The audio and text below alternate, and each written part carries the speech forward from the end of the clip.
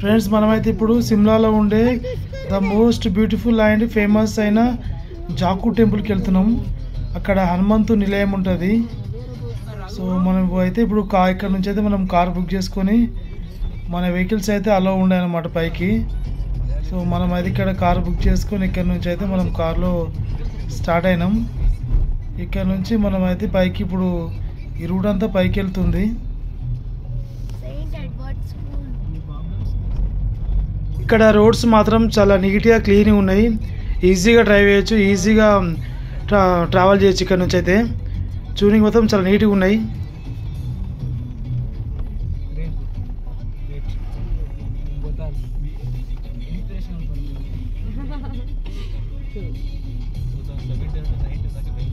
ఇప్పుడైతే మనం టెంపుల్ దగ్గరలోకి వచ్చాము.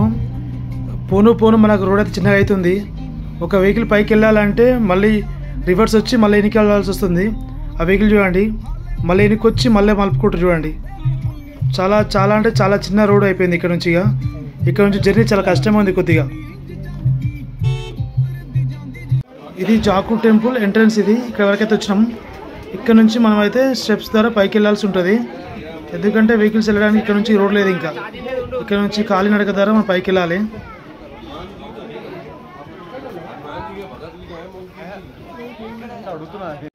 ఇవే స్టెప్స్ మనం పైకి వెళ్ళడానికి.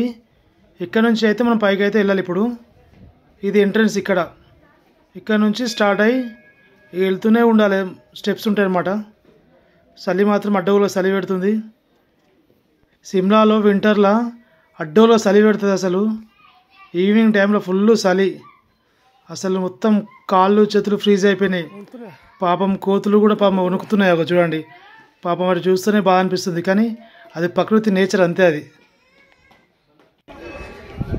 ఎట్టకేళ్లకు చలిలో కష్టపడుతూ పైకైతే వచ్చినాం. పైనైతే చాలామంది భక్తులు ఉన్నారు. హనుమంతుడిని దర్శించుకోవడానికి చాలా భక్తులు అయితే పైకి వచ్చారు. ఇక్కడ మాత్రం ఇంకా విపరీతంగా చలి ఉంది. ఒక్కరొకరైతే చాలా వణుకుతున్నారు. అయినా కూడా పైకి వచ్చినట్టు గ్రేటే. ఇది ఆంజనేయ స్వామి వారి విగ్రహం. ఇది 1837లో నిర్మించారంట ఈ ఆలయం. ఇది జక్కు కొండ అంటారు దీన్ని, అందుకే ఇది జక్కు ఆలయం అంటారు. ఇక్కడ రామాయణం కాలంలో జరిగిన కొంచెం హిస్టరీ ఉందంట దీనికి సంబంధించింది. సిమ్లాలో ఉండే ప్రజలు చాలా భక్తితో పూజిస్తారంట ఇక్కడికి వచ్చి. ఈ విగ్రహం యొక్క హైట్ వచ్చేసి 108 అడుగులు ఉంటుందంట. ఇది 2010లో నిర్మించారు ఈ ఆలయాన్ని. ఇంత చలిలా పైన టీ తాగుతూ మంటకాడ కూర్చుంటే వేడివేడిగా చాలా అంటే చాలా రిలీఫ్ అనిపించింది. ఎందుకంటే విపరీతమైన చలి.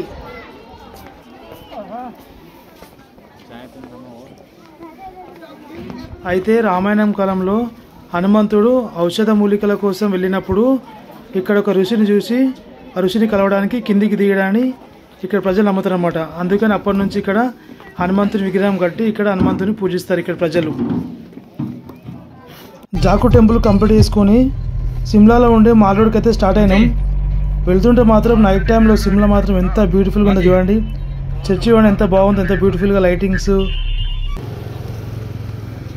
ఇక్కడ నుంచి మనమైతే మాల్ రోడ్కి వెళ్ళాలి. రోడ్ క్రాస్ చేసి అక్కడ నుంచి ఆ టోకెన్ తీసుకొని ఆ నుంచి పైకి వెళ్ళాల్సి ఉంటుంది.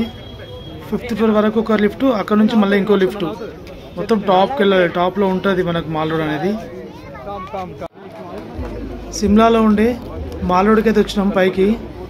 ఇక్కడ అన్నీ అవైలబుల్ ఉంటాయి మనకు అందుబాటులో. ఏమైనా తీసుకుందామని పైకి వచ్చినాం, కానీ చాలా ప్రైస్. ఏది కొందామన్నా కూడా చాలా విపరీతమైన రేట్లు ఉన్నాయి ఇక్కడ.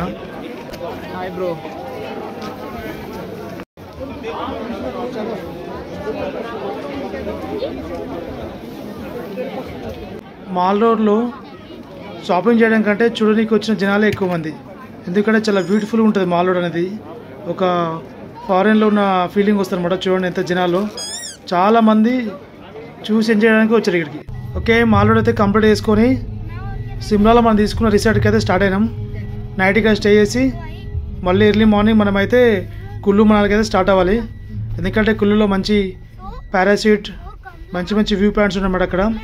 సో గైస్ మార్నింగ్ కలుద్దాం. అంతవరకు బాయ్.